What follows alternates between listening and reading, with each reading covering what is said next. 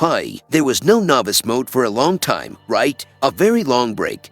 But we are slowly coming back. And this is something interesting, because we will take into account the private statistics of commanders, which are not what you thought at first. What are they? What do they involve? How do they work? I invite you to watch.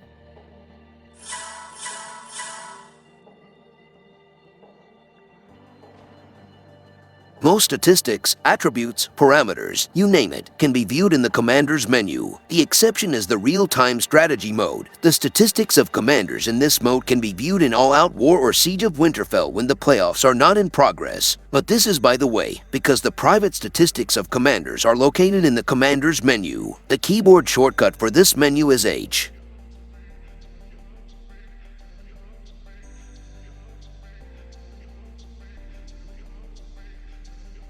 After going to the Commander menu and selecting any commander, we go to the Commander preview. In today's episode of Novice Mode, we are only interested in the Stats tab, where we have two more tabs, Army and Guards. Army concerns the statistics that the commander adds when he takes part in the battle, i.e., he is one of 5 chosen to fight. After expanding this tab, we see all the statistics that the commander adds to the army, counting the statistics of equipped weapons, awakening, etc. In the Guard tab, we see the statistics of the commander during combat in hero mode, Weirwood memories, training ground, rebel leaders.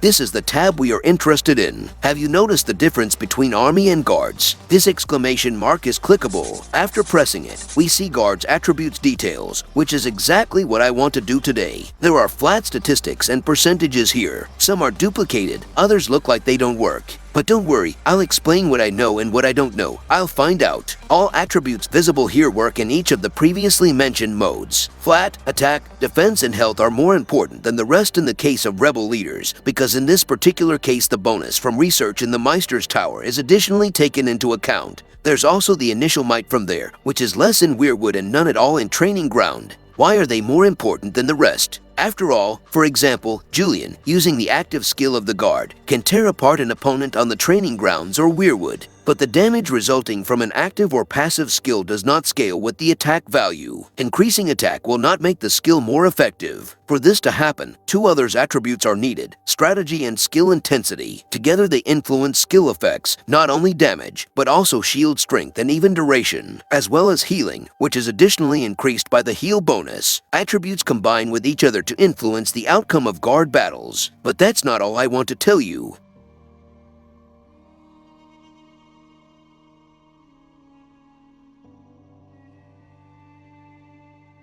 As you can see, some attributes are set to 0. Can they be increased somehow? Of course, the 4th skill of the Commander's Guard. The best example, and accessible to most, is Tyrion Lannister. It increases all allies' attributes. However, this does not mean that it increases literally all attributes. Increasing attributes by a numerical value only increases the value of the basic ones expressed numerically, but also adds defense penetration. Attributes that are expressed as a percentage, such as defense penetration as a percentage, attack bonus, or other percentages, cannot be increased in this way. They are permanently set at a given level and can only be increased during battle by using the Commander's Guard skills. For example, you can increase the attack bonus by using Enzo's ability, which gives him 1% attack for every 1% of health lost. The most interesting attribute, after all, is accuracy. Have you ever missed a shot? Probably not, because the value 0 means accuracy effectiveness. It can be increased, but it can be decreased. Goral, a free spearman commander, reduces the enemy's accuracy value for a few seconds when he dies. It reduces the chance of hitting, but does not reduce it to 0. This is worth remembering. There is no tactic here that will allow you to completely survive all enemy attacks. You can only prolong the battle.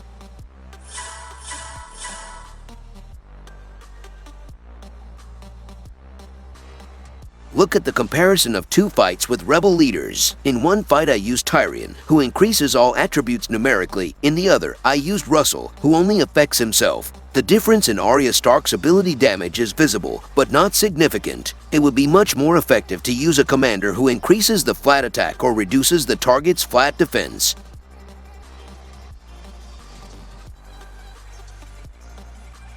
For the second test, I used Raymond. His fire damage was close to 740 per second. However, if Kravras, who reduces opponent's resistance, joined the fight, the damage increased by several dozen points. It's not a huge difference, however, it is noticeable. Appropriate adjustment of commanders to the situation can change the course of such fights.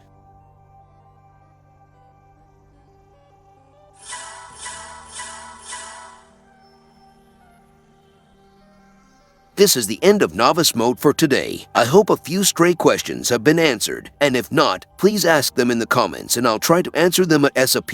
Also remember that commanders are constantly added to the game, and each new one can influence the combat and attributes of allies and enemies in a different way. Thank you for today, and see you soon.